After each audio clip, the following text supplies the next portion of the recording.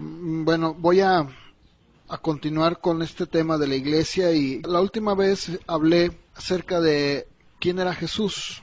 Vimos que era la cabeza y todo esto, ¿no? De la iglesia, Él es el que gobierna, sustenta, todo esto lo vimos, pero yo hablé un poquito acerca de la deidad de Jesús.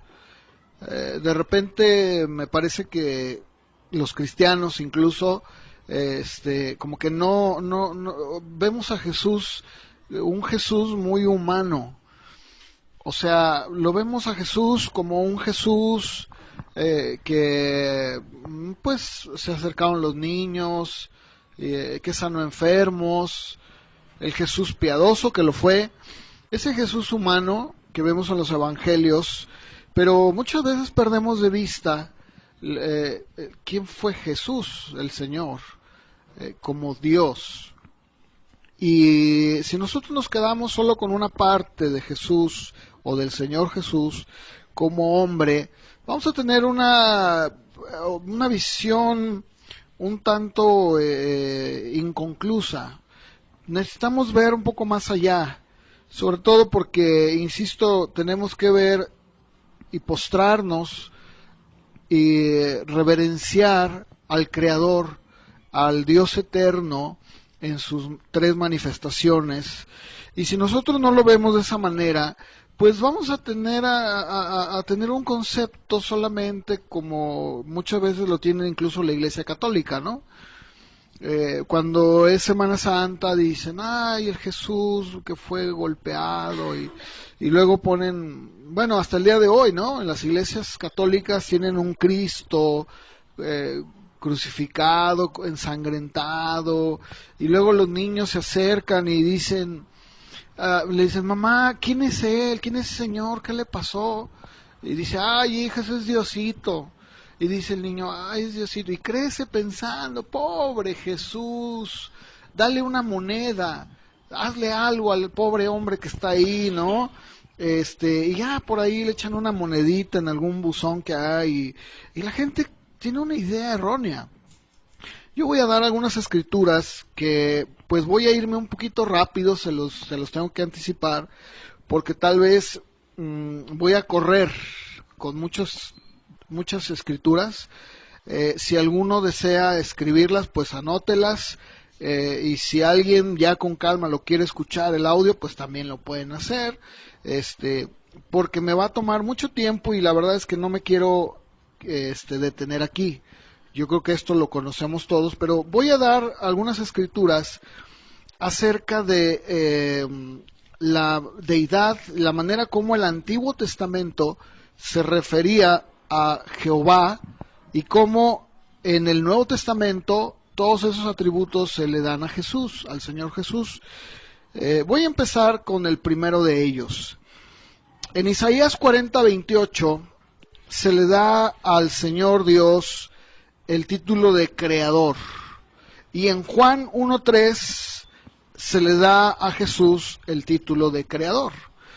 En Isaías 45:22 y también en el 43:11 se dice que Jehová es el Salvador. En Juan 4:42 también se dice que el Señor Jesús es el Salvador. En Primera de Samuel capítulo 2 verso 6 se dice que Él es el que da vida a los muertos y Él quita y da la vida. O sea, Jehová es el único que tiene el poder para dar vida y para matar. Pero también se nos dice en Juan 5:21 que Jesús tenía el poder y la vida para dar la vida. Incluso se nos habla de muchas resurrecciones que el Señor hizo de muertos. Joel 3:12 se habla de que Jehová es el juez de la tierra. Y sin embargo también en Juan 5:27, en Mateo 25:31, se nos dice que a Jesús se le da toda la autoridad como juez. En Isaías 60:19-20 dice, yo soy la luz. Habla Jehová diciendo, yo soy la luz. Y Jesús en Juan 8:12 también dice, yo soy la luz del mundo. En Éxodo 3:14, de hecho yo hablé un poquito de esto, él dice, yo soy. se presenta Moisés, pero sin embargo en Juan 8:58 y en el capítulo 18 versos 5 y 6 también él se presenta usando este mismo título.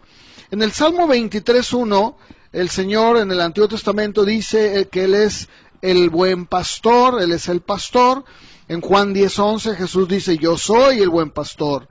En Isaías 42:8 y 48:11 nos habla de la gloria de Dios, de su gloria, que es única de Él. Pero en el Evangelio de Juan 17, versos 1 y 5, Jesús también habla de la gloria que Él tiene. En Isaías 41:4 y 44:6, el Señor Dios dice, yo soy el primero y el último. En Apocalipsis 1:17 y capítulo 2, verso 8, Jesús dice también lo mismo. En Oseas 13:14 dice que Él es el Redentor. Y en Apocalipsis 5:9 Jesús también toma este atributo.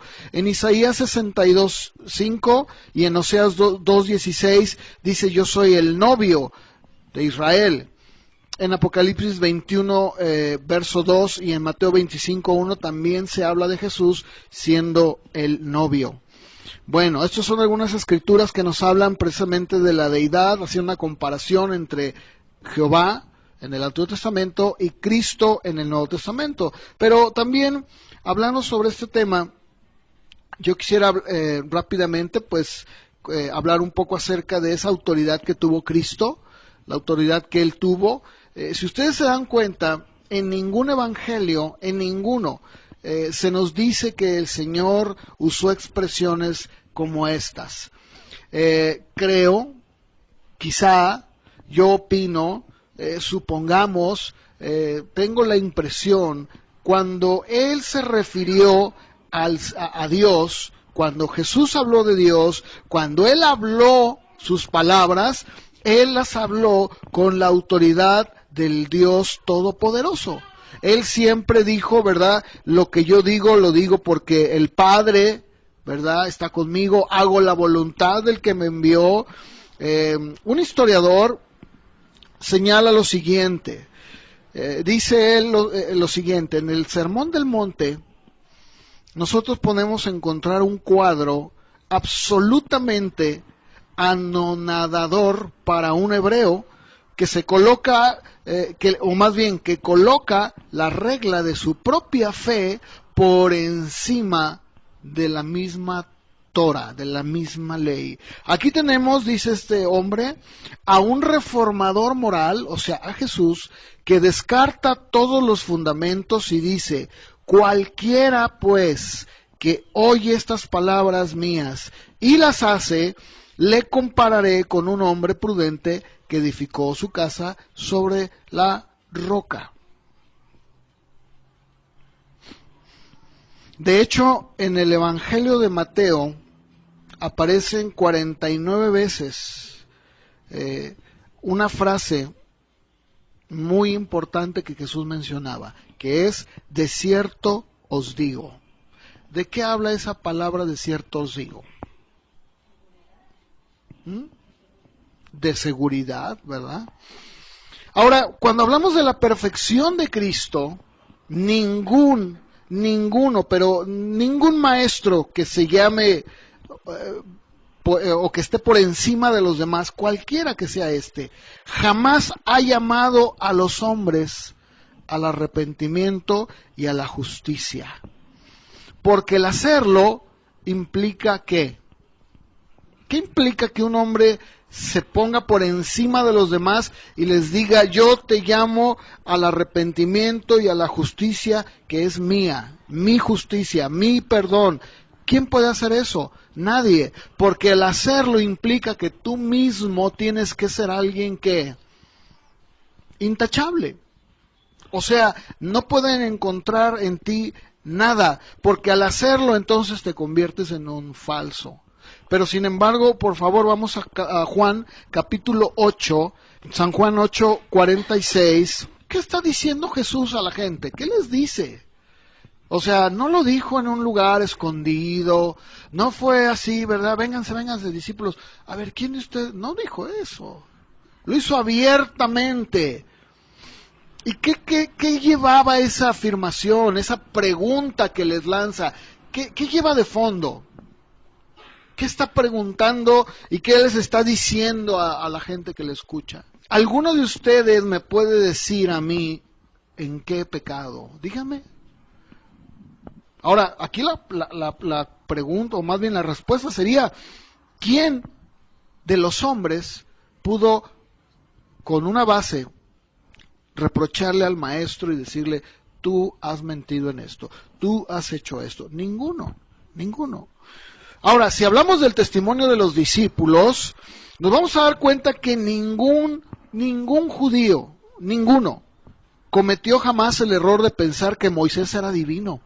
Ninguno. El judío tiene a Moisés hasta el día de hoy en un concepto muy alto. Abraham, como el padre. Pero la pregunta es, ¿cuántos de los judíos han elevado a Moisés o a Abraham a un ser divino, a una divinidad? Ninguno. Ninguno. Sin embargo, en Mateo 28:19, el Señor Jesús les dijo a sus discípulos antes de irse, vayan, bueno, toda potestad me da en el cielo y en la tierra, por lo tanto, vayan y prediquen el Evangelio, bautizándolos en el nombre del Padre, de Moisés, de Abraham, de los patriarcas y del Espíritu Santo. Nunca dijo eso. Dijo, vayan y bautícenlos en el nombre del Padre y del Hijo y del Espíritu Santo, ¿verdad? Ahora, Moisés jamás habló o dijo, ¿verdad?, que él sería divino. Él habló de uno que vendría, el profeta, pero jamás se lo atribuyó. Lo mismo podemos hablar de Abraham, y así podría yo seguir hablando de esto. Cuando el mismo Tomás se encuentra con el Señor que ha resucitado, le adora, aunque los testigos de Jehová dicen que esto es una expresión como cualquier otra. Señor mío, Dios mío, ¿verdad? Cuando alguien se espanta, dice, ay, Señor, me espantaste. Ay, Dios, me espantaste. No, la realidad es que las palabras originales que está usando Tomás hablan de él como Señor y Dios. Yo hablé de esto la última vez. Ahora, yo quiero que veamos algunas de las aspectos, si lo podemos ver así, acerca de las profecías que se hicieron sobre Jesús.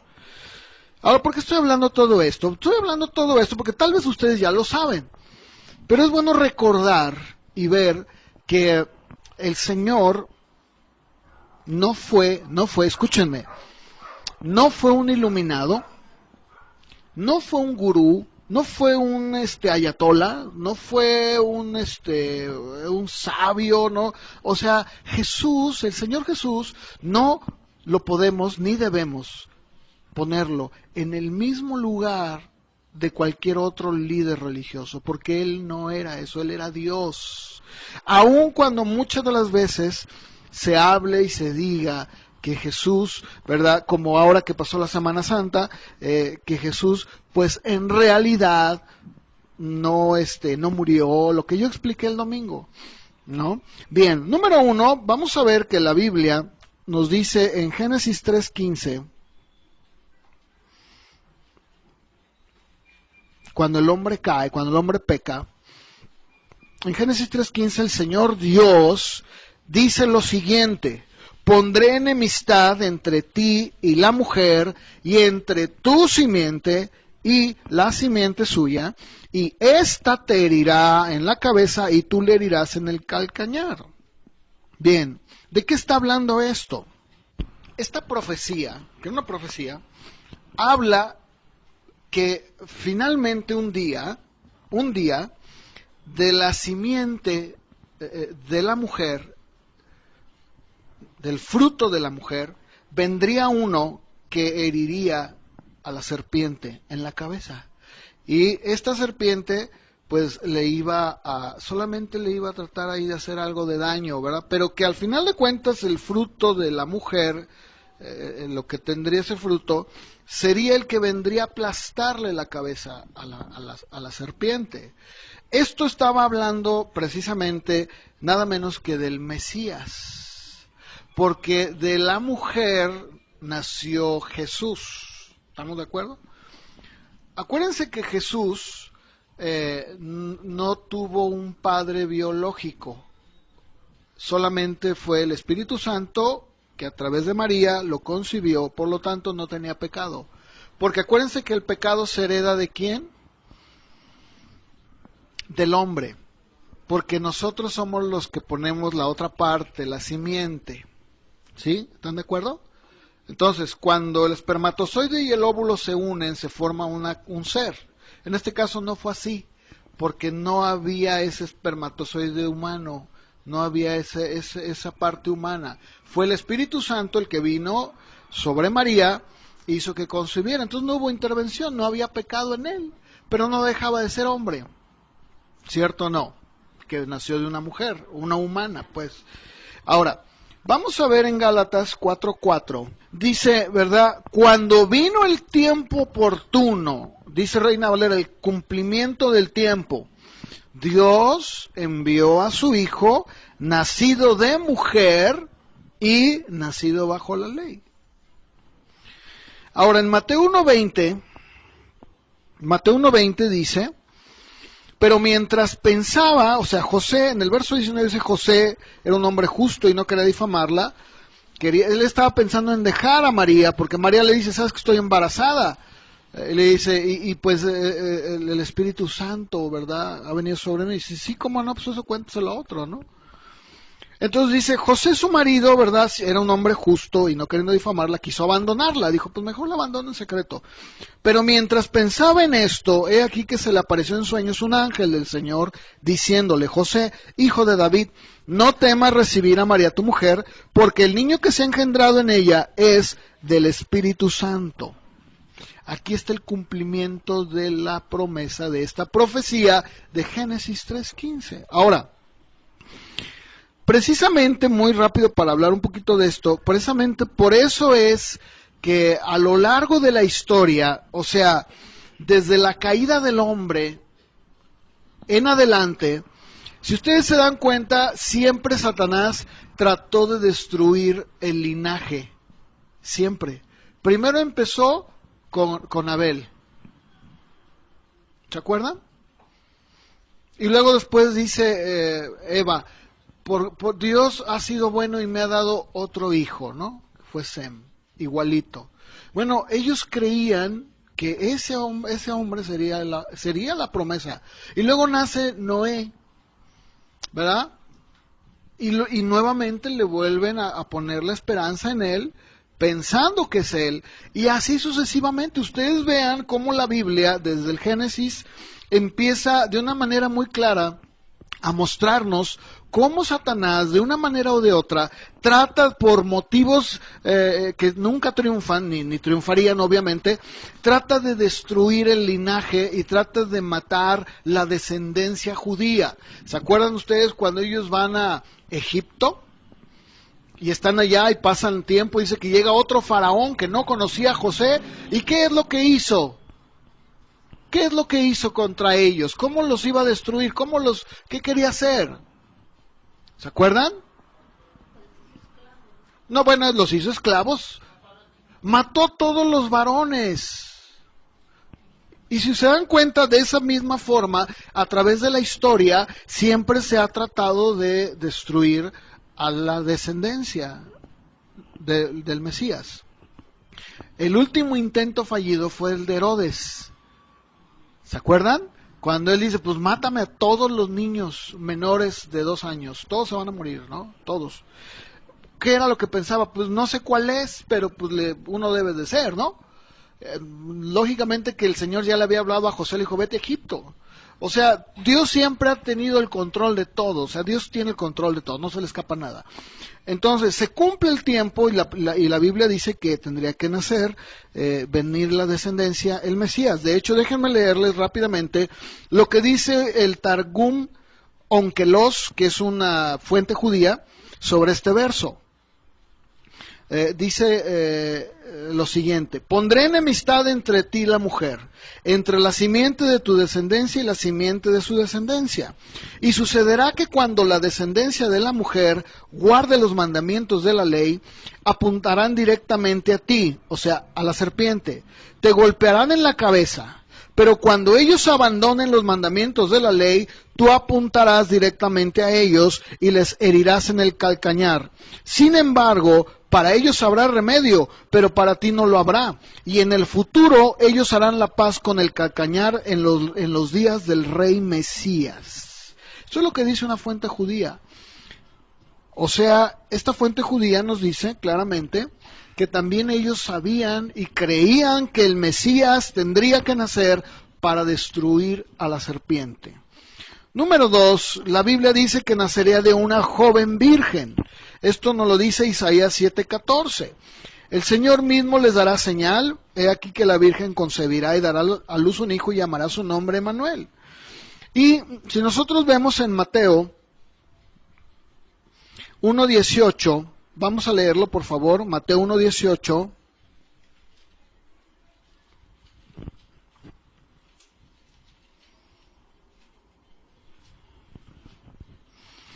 Nos habla claramente del nacimiento de Jesucristo y nos dice que estando María desposada con José, antes de que se consumara el matrimonio, se oyó que había concebido por el Espíritu Santo.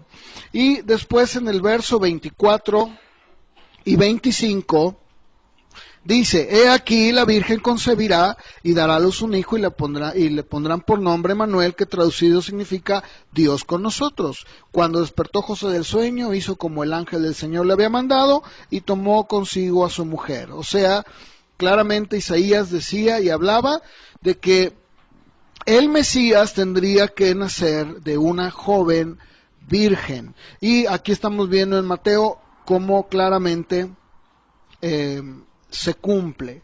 Número 3, el Antiguo Testamento decía que sería llamado Hijo de Dios. En el Salmo 2:7, bueno, dice la Reina Valera: yo publicaré el decreto. Jehová me ha dicho, mi hijo eres tú, y yo te he engendrado, o yo te engendré hoy. Luego, en Mateo 3:17, por favor vamos a buscarlo, dice que el Señor va con Juan para que lo bautice, y dice que después de haber sido bautizado Jesús sale del agua, los cielos se abren, ve al Espíritu de Dios que desciende como paloma y viene sobre él, y dice que se escucha una voz del cielo que dice: este es mi Hijo amado, en quien tengo complacencia, o en quien me he complacido. Marcos 3:11, por favor. Fíjense, mejor los espíritus inmundos reconocían que él era el Hijo de Dios. ¿Verdad? Tú eres el Hijo de Dios. Mejor que todos los líderes religiosos. Los mismos demonios sabían que él era. En Mateo 26:63, incluso también cuando él es llevado ante el sumo sacerdote, dice que el sumo sacerdote también reconoció la calidad de hijo. A ver, vamos a leerlo. Mateo 26:63. Jesús callaba y el sumo sacerdote le dijo: te conjuro por el Dios viviente que nos digas si tú eres el Cristo, el Hijo de Dios. O sea, él mismo dice: bueno, a ver, dinos, tú eres el Hijo de Dios. Ellos sabían perfectamente bien que él era el Hijo de Dios, ¿no? No había ningún lugar a dudas. Es un hecho innegable y admitido por todos los judíos y opositores que el Salmo 2, el que acabamos de leer hace un momento, es un salmo considerado universalmente como un salmo mesiánico, donde dice: mi hijo eres tú. Salmo 2, pídeme y yo te daré por herencia a las naciones. Es un hecho, ¿no? Entonces, no da lugar a dudas de que él era el Hijo de Dios. Número 4, se dice que tendría que venir de la simiente de Abraham. En Génesis 12, versos 2 y 3, ustedes recuerdan esta bendición que Dios le da a Abraham. Mateo 1:1 dice el libro de la genealogía de Jesucristo: hijo de David, hijo de Abraham. Pero no solamente esto, miren, vamos por favor, Gálatas 3:16, claramente se nos dice allí que pues no solamente él venía de Abraham, sino que incluso la bendición vendría a través de él. Ahora vamos rápido a Génesis 22:18 para ver qué es lo que Dios le dijo a Abraham. Abraham mismo. Génesis 22:18, nuevamente. Fíjense, esta es la segunda vez que le promete, pero hay algo muy interesante porque esta segunda vez, la primera está en Génesis 12, esta segunda vez, dice un comentarista, Matthew Henry, muy interesante, dice, es la única vez que Dios jura por sí mismo en su relación con los patriarcas. O sea, no vuelve a jurar por sí mismo.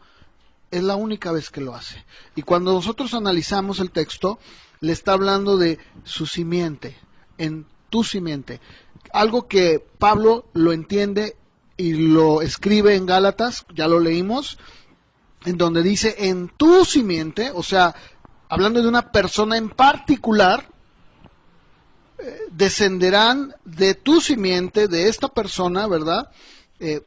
Serán benditas todas las naciones. Y Gálatas 3, lo que leímos hace un momento, nos dice que precisamente esa promesa se cumple ¿en quién? En Cristo Jesús y en todos los que creen. O sea, no solamente en él, dice, no solamente son los judíos los que pueden ser parte de. Dice, ahora también por medio de la fe, nosotros también somos parte de esa promesa a través de Cristo. O sea, cuando Dios estaba hablando con Abraham, en realidad estaba pensando en el Mesías, sabiendo que todo el trayecto desde Génesis 12 hasta la fecha, hasta la cruz, sería un periodo de espera, pero que finalmente en los planes de Dios ya estaba listo. De hecho, ustedes saben que Pedro dice que incluso desde antes de la fundación del mundo. Ahora, número 5, también tenía que ser hijo de Isaac, obviamente, ¿no? Bueno, en Génesis 21:12, lo leímos hace un momento. Bueno, no lo leímos, pero es un capítulo antes, dice que Dios le dice a Abraham, en Isaac te será llamada descendencia. O sea, de Isaac, de tu hijo Isaac, vendrá esa descendencia. Y en Mateo 1:2 se nos dice que Jesús fue hijo de Isaac. ¿Se acuerdan que Abraham tuvo 2 hijos? Pero sin embargo Dios elimina a Ismael, aunque los árabes, los musulmanes dicen que no fue así, fue al revés. Pero no fue así. Bueno, también se nos dice que fue hijo de Jacob. Vamos por favor a Números 24:17. ¿Se acuerdan ustedes de esta historia? Que este rey manda a traer a Balaam para que maldiga al pueblo, ¿no? Y dice que Balaam se da cuenta que agradaba al Señor bendecir a Israel. Entonces, finalmente este brujo, porque pues era un brujo, empieza a dar una palabra profética, le empieza a bendecir, ¿verdad? Y pues escuchen ustedes lo que empieza a decir sobre Judá, ahí en el verso 17. Lo veo, pero no ahora. Lo contemplo, pero no cerca. Una estrella saldrá de Jacob. Un cetro se levantará de Israel, que aplastará la frente de Moab y derrumbará a todos los hijos de Set. Y luego en el 19 dice, de Jacob saldrá el que tendrá dominio y destruirá al remanente de la ciudad. ¿No? Esto tiene que ver mucho precisamente con lo que sucedería después. Vamos a Génesis 35, en el verso número 10. Dice en el verso 9 que Dios se le aparece a Jacob y le bendice, y le dice, tu nombre es Jacob, no te llamarás más Jacob, tu nombre será Israel. Y le puso el nombre de Israel, y le dijo Dios, yo soy el Dios Todopoderoso. Sé fecundo, multiplícate. Una nación y multitud de naciones vendrán de ti, y reyes saldrán de tus lomos. Fíjense, aquí estamos viendo cómo el Señor claramente le habla sobre la vida de Jacob y sus descendientes.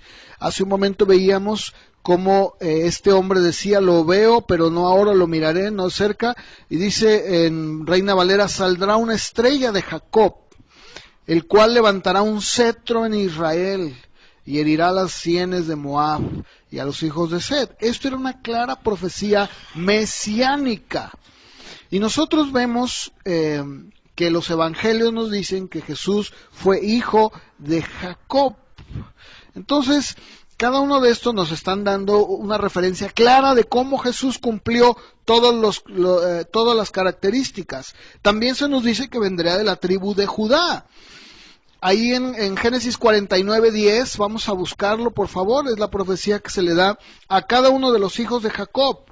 Y vamos a ver qué se habla sobre Judá. Génesis 49:10. Incluso por ahí en otras versiones dice, no será quitado el cetro de Judá, ni el legislador de entre sus pies, hasta que venga Silo, y a él se le congregarán los pueblos. Esto es una referencia que habla precisamente sobre el Mesías. Déjenme muy rápido leerles lo que dice el Targum de Jonatán, que es una fuente judía. Lo traducen así: no cesarán los reyes ni los gobernantes de la casa de Jehudá, ni el sefarim que enseña la ley de entre su simiente, hasta el tiempo en que el rey, el Mesías, venga, el menor de sus hijos, y por causa de él los pueblos se congregarán. Cuán hermoso es el rey y el Mesías que se levantará de la casa de Jehudá, porque así lo traducen ellos. Entonces fíjense, nos dice que vendría la tribu de Judá. Hebreos 7:14. ¿De qué tribu venía el Señor? De la tribu de Judá, ¿verdad? Claramente.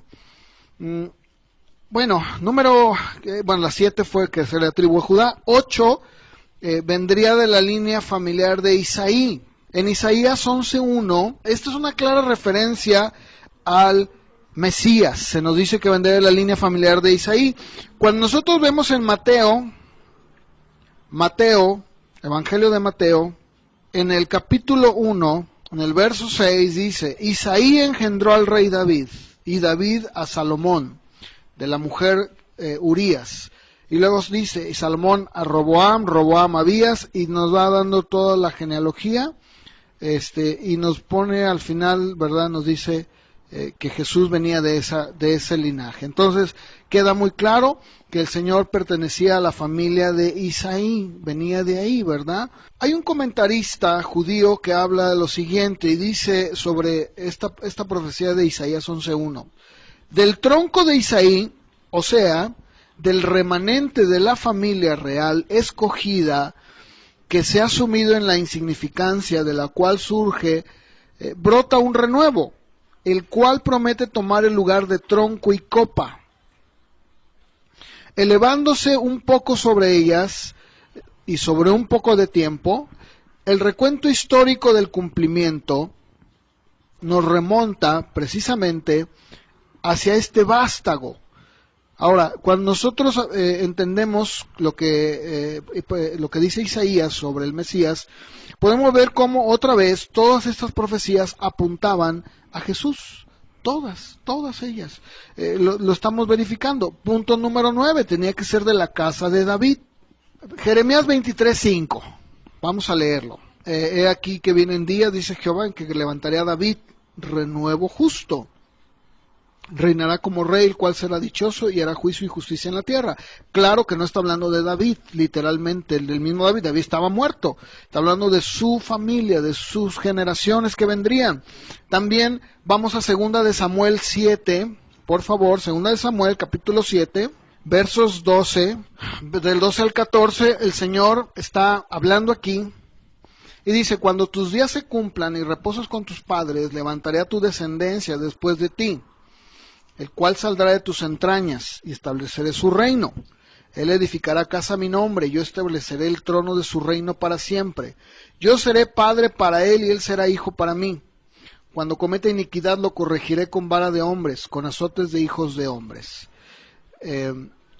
Y luego en el verso 16 dice, tu casa y tu reino permanecerán para siempre delante de mí, tu trono será establecido para siempre, ¿verdad? Aquí está el Señor hablándole a Natán, que le diga a David todo esto que acabo de leer, y se lo dice a él. Claramente cuando dice que levantaría una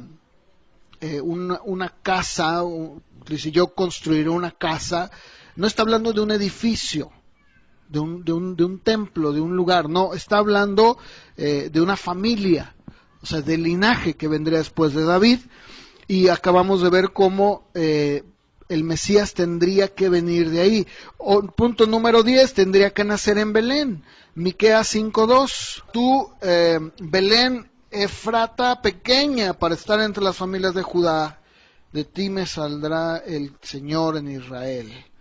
Luego en Mateo 2:1 leemos que Jesús nació en Belén de Judea. En Mateo 2:6 los escribas, ustedes lo recordarán, le dicen a Herodes con una gran seguridad, cuando él les pregunta, les hace llamar, dice, a ver, vengan y díganme, a ver, el Mesías, ¿en dónde van a nacer? Ellos, ¿dónde le dicen que nacería? En Belén. O sea, los judíos sabían, y en este caso los fariseos, los escribas, perfectamente bien que el Cristo vendría de Belén, ¿verdad? O sea, tendría que nacer ahí. Número 11, se nos dice que el Mesías sería homenajeado con regalos.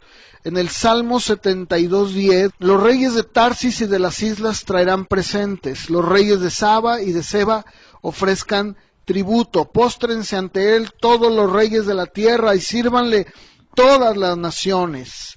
Bien, cuando nosotros leemos en Mateo capítulo 2, en el verso 1, dice que vinieron del oriente a Jerusalén unos magos, postrándose le adoraron, abrieron sus tesoros y le ofrecieron presentes, oro, incienso y mirra, ¿verdad? Bueno, los habitantes de Saba y de Seba vivían en Arabia, ¿verdad? Y se nos dice que estos eran hombres del oriente.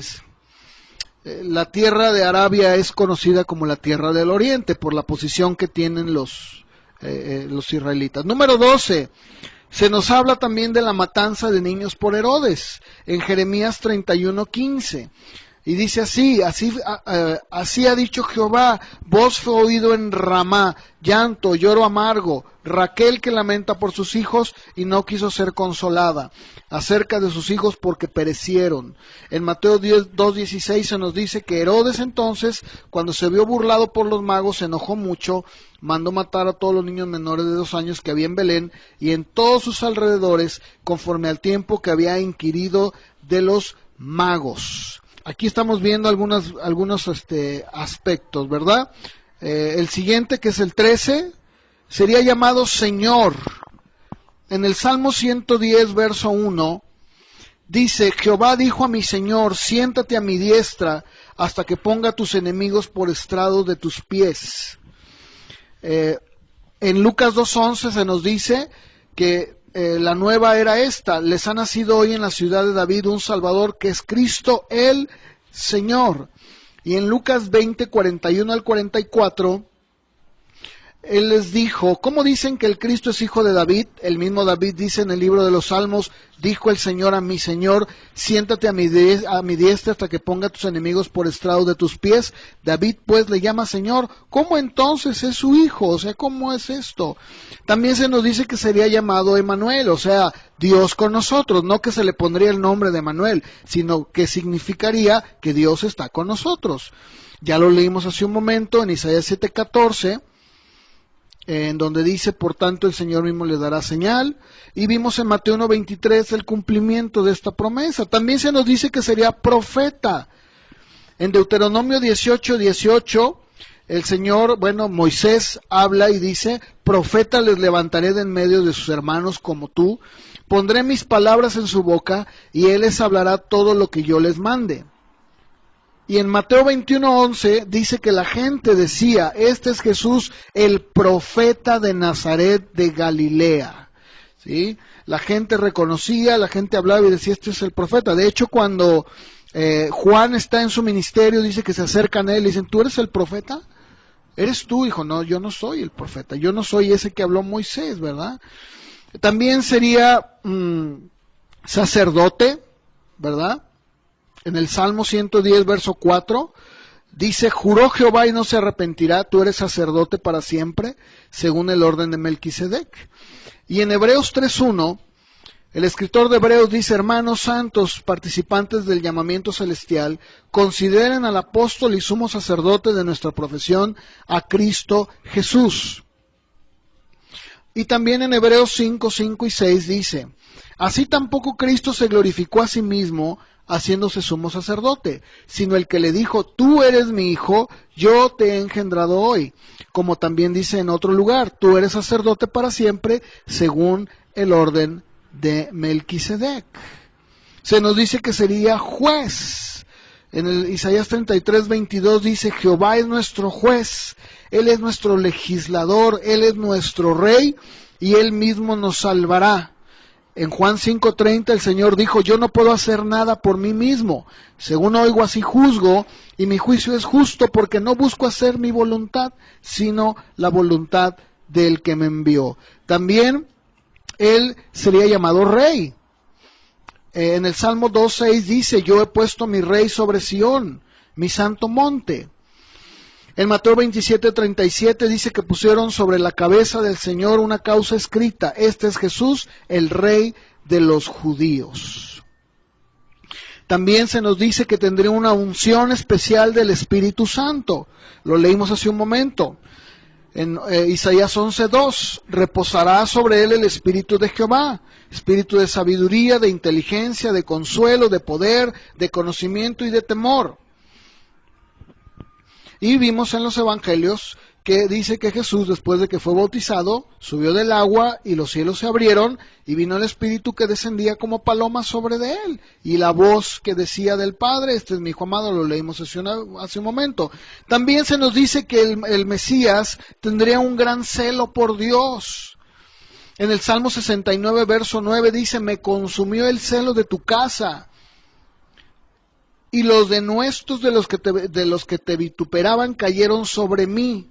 Y en Juan 2:15 y 16 se nos dice que haciendo un azote de cuerdas echó fuera del templo a todos y dijo, quiten esto de aquí y no hagan de la casa de mi padre una casa de mercado.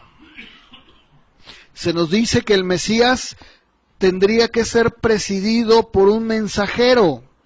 Isaías 43, voz que clama en el desierto, preparen el camino al Señor, enderecen calzada en la soledad a nuestro Dios. Y en Mateo 3, versos 1 y 12 nos dice que vino Juan el Bautista predicando en el desierto de Judea y diciendo, arrepiéntanse porque el reino de los cielos se ha acercado. Cuando le preguntaron a él, él dijo, yo soy aquel que tendría que venir, que abriría la brecha, que yo no soy el Mesías, yo soy más bien aquel que dijo el profeta Isaías, enderezad. ¿Saben? Esta escritura de Isaías 43 es muy interesante porque antiguamente, cuando un rey iba a ir a alguna provincia a visitarla, mandaban regularmente mensajeros que limpiaban el camino. Esto es cierto. O sea, estos mensajeros lo que hacían era quitar arbustos, quitar las piedras, quitar, si en un momento dado las brechas que había se habían ya llenado de lodo, de tierra o de maleza, estos mensajeros lo que hacían era limpiar la calzada, limpiar la brecha, limpiar todo, para que cuando el rey pasara por ahí, no tuvieran que detenerse, no tuvieran que esperar, no, lo mandaba con anticipación. Y esto es exactamente lo que Isaías está diciendo que haría Juan, pero en un sentido espiritual. O sea, Juan tendría que abrir las brechas espirituales para traer a la conciencia de la gente quien vendría detrás de él. No sé si me explico, ¿verdad? Eso es muy importante. Se nos dice que en Isaías 9:1 el profeta escribió, no habrá siempre obscuridad para los que están ahora en angustia, como la aflicción que vino en el tiempo que tocó en la tierra de Zabulón y de Neftalí. Pues al final se llenará de gloria el camino del mar, de aquel lado del Jordán, en Galilea de los gentiles. O sea, se nos dice que el ministerio del Mesías empezaría precisamente en Galilea. Y en Mateo 4:12 se nos dice que cuando Jesús oyó que Juan estaba preso, volvió a Galilea, dejó Nazaret y habitó en Capernaum, ciudad marítima, en la región de Zabulón y de Neftalí, y entonces comenzó a predicar y a decir: arrepiéntanse porque el reino de los cielos se ha acercado. También se nos habla que el ministerio del Mesías era un ministerio de milagros. Los ojos de los ciegos serán abiertos, dice Isaías 35:5. Los oídos de los sordos se abrirán y el cojo saltará como un ciervo y cantará la lengua del mudo. Y en Mateo 9:35 se nos dice que Jesús recorría todas las ciudades y aldeas, enseñando en sinagogas y predicando el evangelio del reino y sanando toda enfermedad y toda dolencia en el pueblo. O sea, ¿qué estamos viendo aquí? Estamos viendo parte de todos esos rasgos que el Mesías tenía que tener y que se han cumplido de una manera cabal en Cristo Jesús. También se nos dice en el Salmo 78:2 que abriría su boca en parábolas, hablaría cosas escondidas. En Mateo 13:14 dice: todo esto habló Jesús por parábolas a la gente, y sin parábolas no les hablaba. También se nos dice en Malaquías 3:1 que vendría de manera súbita el Señor. ¿Se acuerdan ustedes, verdad? Y en Mateo 21:12 dice que Jesús entró en el templo y echó fuera nuevamente, porque entró 2 veces, a todos los que vendían. Que tendría que venir sobre un asno. Eso lo dice Zacarías 9:9.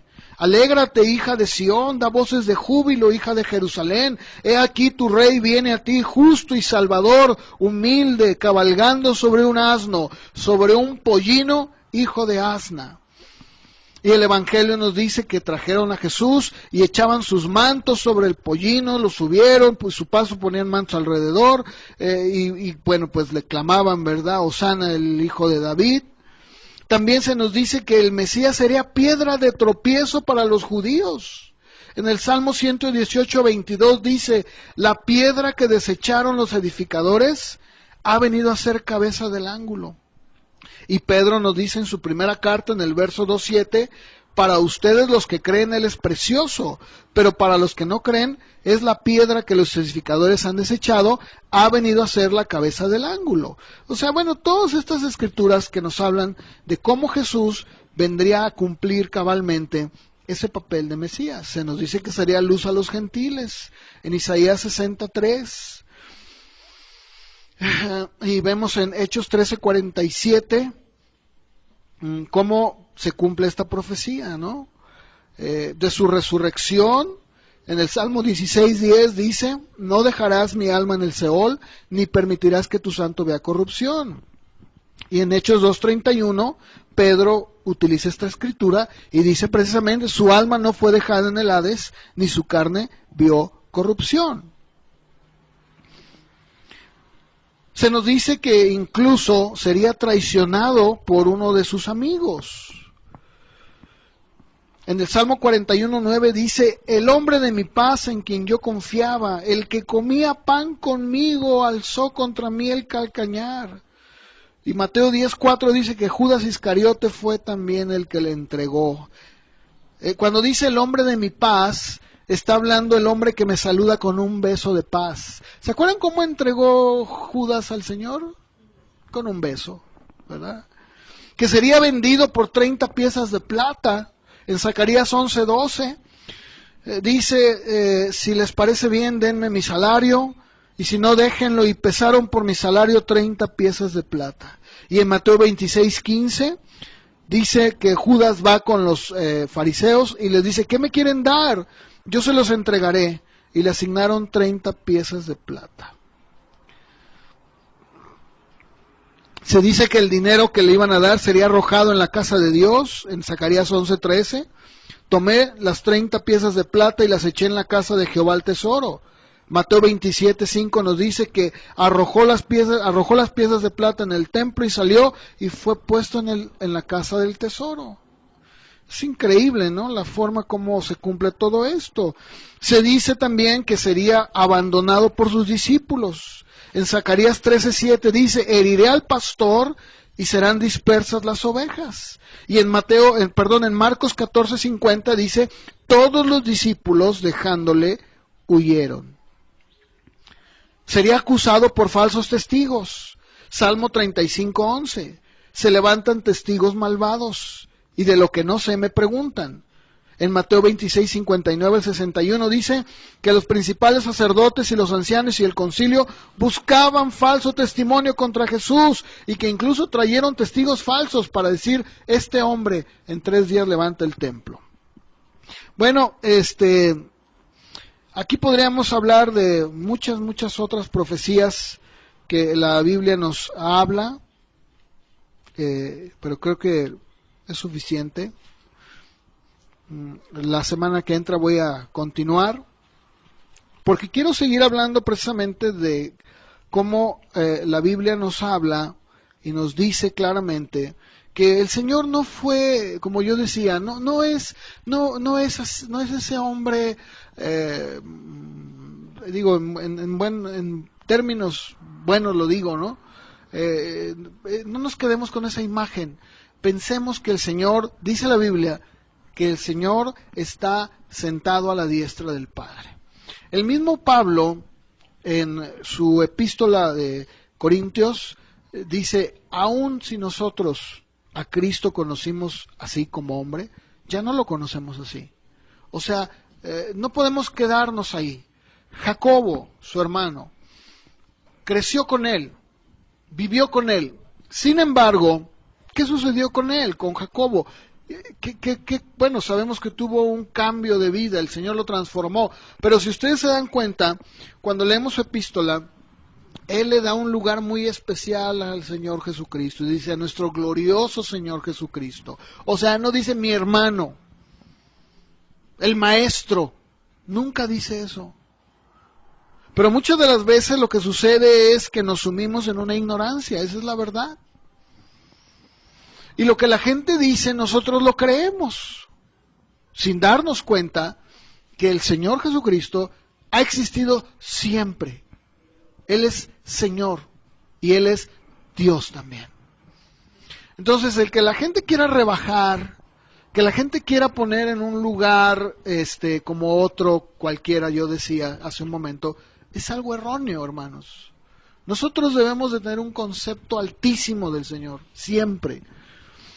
Por eso es muy lamentable y a mí de verdad me da pena, me da tristeza, me da vergüenza, me da coraje, me da todo, cuando de repente vemos a este tipo de publicidad que habla de Jesús y lo ponen así muy relajado, muy fresco, muy igual que nosotros, como si fuera tu igual. No lo es, Él no es igual.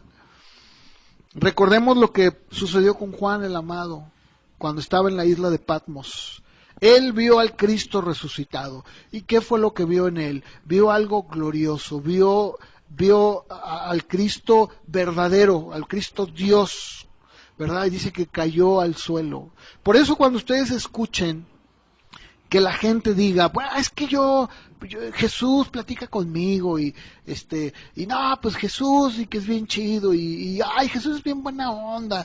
No, mira, ese es un concepto erróneo. Me estaban platicando ayer, un pastor me estaba platicando de un evento que lo invitaron en Navidad. Dice, fíjate, nos invitaron a un evento en Navidad.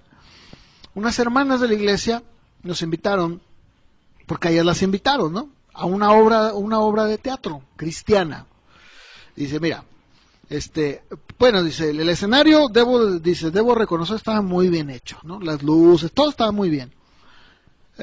Dice, empieza ahí primero, se oye un ruido de carpintería, así, serruchos, clavos, ¿verdad? Martillos, ¿no? El golpe del martillo.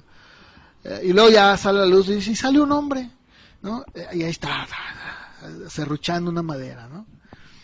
Y luego se oye una voz de un joven que le dice, papá, ¿cómo estás? Ay, hijo, muy bien, ¿cómo estás? Dice, ven, hijo, y ya entra un muchacho, ¿no?